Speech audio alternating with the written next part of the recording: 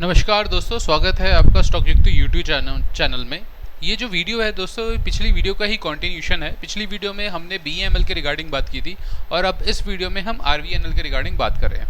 दोस्तों खबर क्या है, एक बार थोड़ा सा छोटा सा रिकैप दे देता हूँ कि गवर्नमेंट ने अप्रूव किया है बेंगलुरु, पुणे और थाने की मेट्रो सिस्टम्स के प्रोजेक्ट को।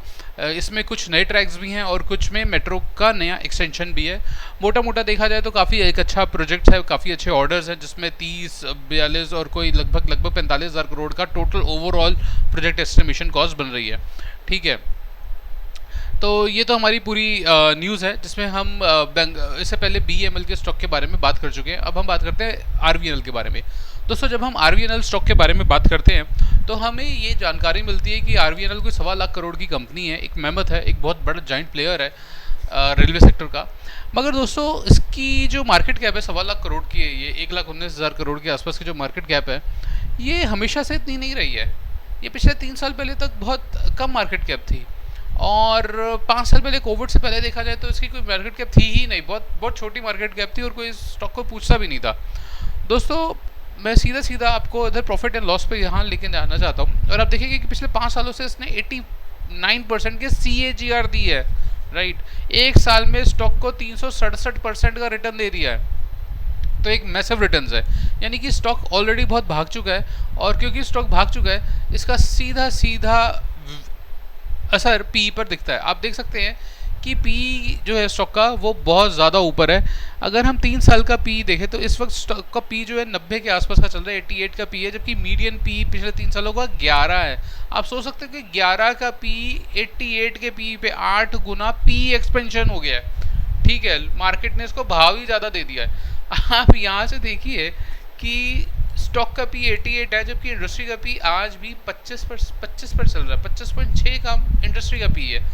अब मैं ये नहीं कह रहा हूँ कि पी बहुत महंगा है तो स्टॉक भी बहुत महंगा है, मगर अभी देखते हैं आगे और क्या क्या निकल कर आता है। अगर हम EPS की बात देखें तो 6.5 रुपये के आसपास का EPS निकाल रही है कंपनी और 11 के पी से तो इसकी कोई वैल्यू ही नहीं बनेगी 3 साल के पी से, मगर इसको 1 साल के पी से देखना ज़्यादा बेहतर है। तो 38 का पी कोई निकल कर बैठता है। ठीक है, इसके हिसाब से कोई 250-260 रुपये के आसपास इसकी वैल्यू कोई निकल कर आती है, फेयर वैल्यू इसके आसपास, कोई एग्जैक्ट नहीं है, 250-260 के आसपास इसकी कोई वैल्यू निकल कर आती है, फेयर वैल्यू। जबकि भाई करंट वैल्यू जो है 574 रुपये, लगभग दुगनी पर ये ट्रेड कर रहा है ये स्टॉक। राइट, डिविडेंड हालांकि देता है। कंपनी के पास डेप्ट होना स्वाभाविक है, मगर फिर भी डेप्ट बहुत अंडर कंट्रोल्ड है। मैं ये नहीं कहूँगा कि बहुत कम डेप्ट है और ये भी नहीं कहूँगा कि बहुत ही ज़्यादा डेप्ट है। मतलब डेप्ट 1 से नीचे तो एक हेल्दी डेप्ट ही मानी जाती है और ये तो 0.77 है। हालांकि मैं तो 0.5 की डेप्ट से नीचे की डेप्ट को ही कंसिडर करता हूँ बेटर। ROE ROC अच्छा है, बहुत अच्छा है कहूँगा। ठीक है, इस तरह की इंफ्रास्ट्रक्चर कंपनीज के लिए इतना अच्छा ROE ROC जनरेट करना बहुत बड़ी बात है। तो इसमें तो कोई दो रह नहीं कि गवर्नमेंट ने अच्छा काम किया है पिछले कुछ समय में, क्योंकि वो उसके स्टॉक प्राइस में रिफ्लेक्ट भी हो रहा है। अगर हम यहाँ पे नेट प्रॉफिट की भी बात करते हैं दोस्तों, तो नेट प्रॉफिट में भी कंपनी लगभग जो मार्च है उसमें जो नेट प्रॉफिट दिए वो ऑल टाइम हाई है और इस वक्त भी अगर 1347 का एक प्रोजेक्शन चल रहा है। राइट, और अगर हम यहाँ पे रिजर्व्स की बात करते हैं तो 6,000 के करोड़ के आसपास की बोरोइंग्स है, जबकि लगभग उतना ही रिजर्व है।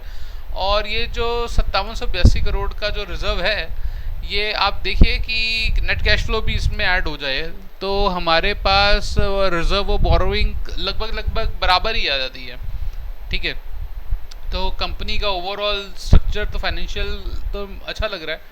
प्रोमोटर होल्डिंग काफ़ी हेल्दी है और FIIs के पास स्टेक है, DIIs के पास भी स्टेक है, अच्छा खासा स्टेक है। हालांकि 2022 के मुकाबले तो बेचा है DIIs ने, बट इतना ज़्यादा अभी भी नहीं बेचा है। और जनरल पब्लिक के पास भी काफ़ी स्टेक है।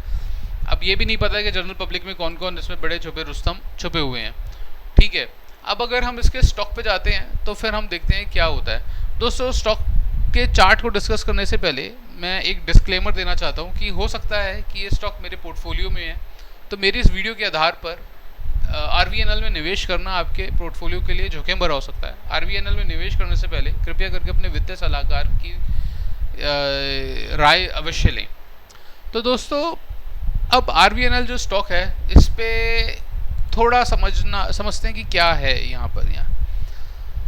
दोस्तों मुझे ऐसा लगता है कि स्टॉक के लिए थोड़ा मुश्किल होगा अपने ये 600 के लेवल को पार करना। 630 और 600 650 का जो लेवल है, स्टॉक को पार करना थोड़ा समय ले सकता है, व्यतीत कर सकता है। मगर स्टॉक के लिए एक अच्छी बात क्या लग रही है कि नीचे का जो लेवल है 510 का, ये जो लेवल है, इस लेवल से मेरे को ऐसा लगता है कि एक अच्छी बाइंग अपॉर्चुनिटी देखने को मिल सकती है। इस लेवल पर बाइंग आएगी और इस लेवल से सेल आएगी। थोड़ा सा टाइम स्पेंड करेगा, उसके बाद ही नई चाल पकड़ पाएगा। 500-650 के रेंज से ऊपर निकला तो मुझे नहीं पता कि ये कहाँ पे जाके रुकेगा, क्योंकि ये ऑलरेडी बहुत भाग चुका है। और 512 से नीचे गिरा तो इसके सपोर्ट तो बहुत सारे होंगे, क्योंकि 450 के आसपास भी इसका सपोर्ट मिलेगा, इसको सपोर्ट 350 के आसपास भी मिलेगा, इसको सपोर्ट 250 के आसपास भी मिलेगा। तो इसमें मुझे ऐसा लगता है वेट एंड वॉच की स्थिति बनाना ज़्यादा बेहतर है, क्योंकि स्टॉक बहुत ज़्यादा भाग चुका है। स्टॉक कितना भाग चुका है आइए इसको देखते हैं ज़रा मंथली टाइम फ्रेम पे।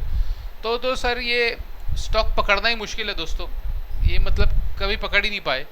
मगर मंथली टाइम फ्रेम में एक थोड़ी फिगर थोड़ी क्लियर आ रही है कि जब जब स्टॉक इस ब्लैक लाइन, इस मंथली एवरेज को, मूविंग एवरेज को पकड़ता है तो यहाँ से बाउंस बैक देखने को मिलता है।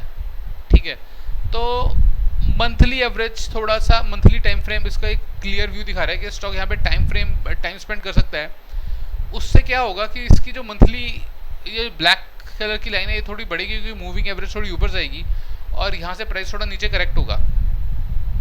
ठीक है, तो उस केस में हो सकता है कि स्टॉक कहीं बीच में आकर रुके, और वो जो बीच होगा वो मुझे 510 के आसपास का ही प्रतीत हो रहा है, 510 520 के, यानी कि इस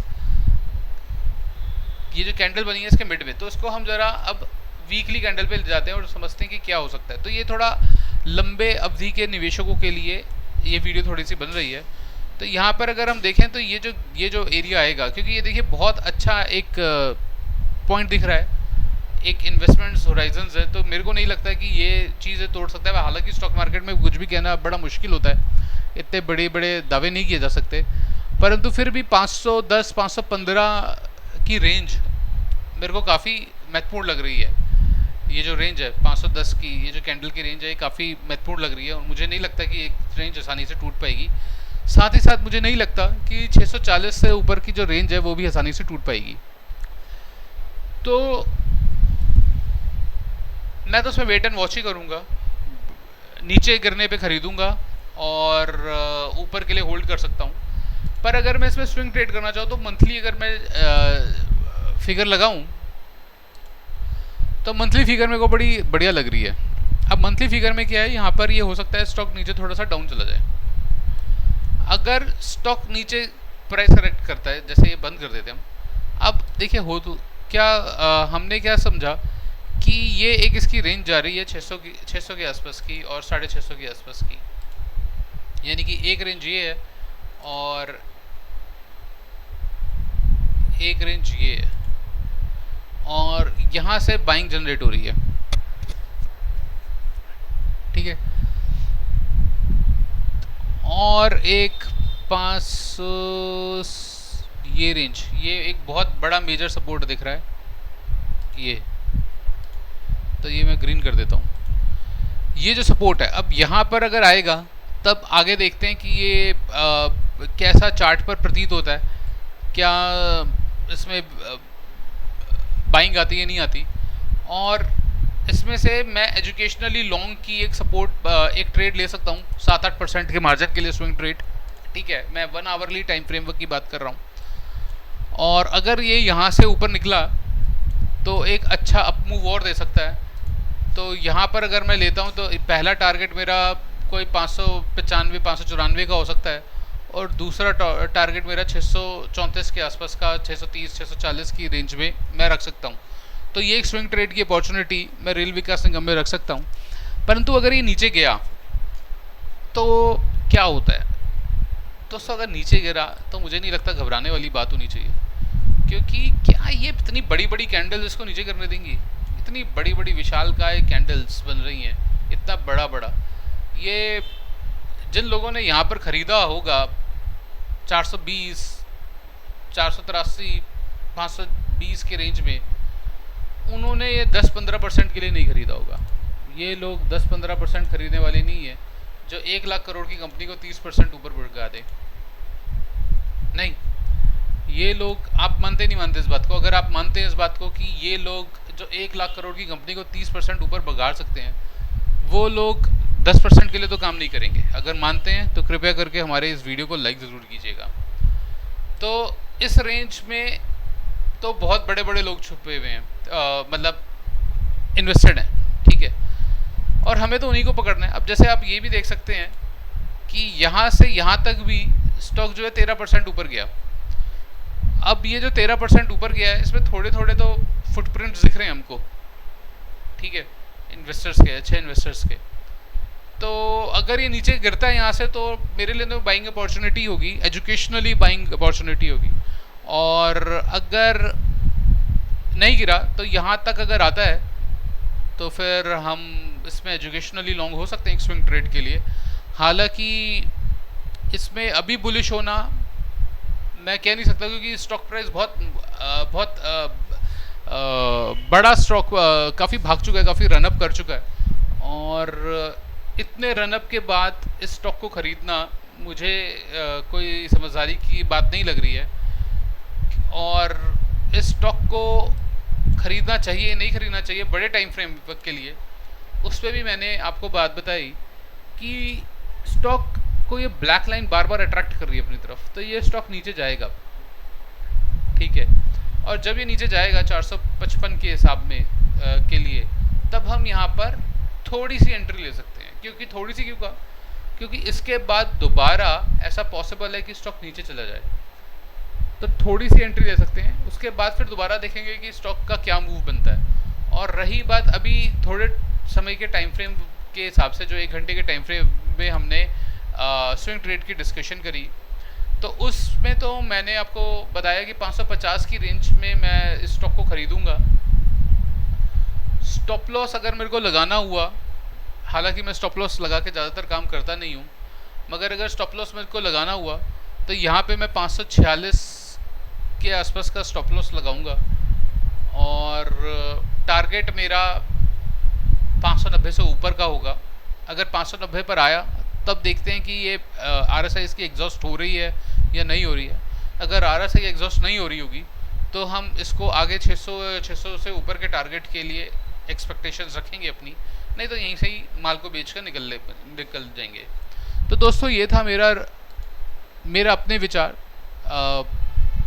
RVNL के रिगार्डिंग।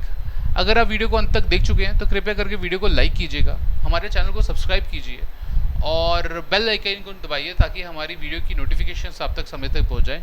दोस्तों, वीडियो को अंत तक देखने के लिए बहुत बहुत धन्यवाद।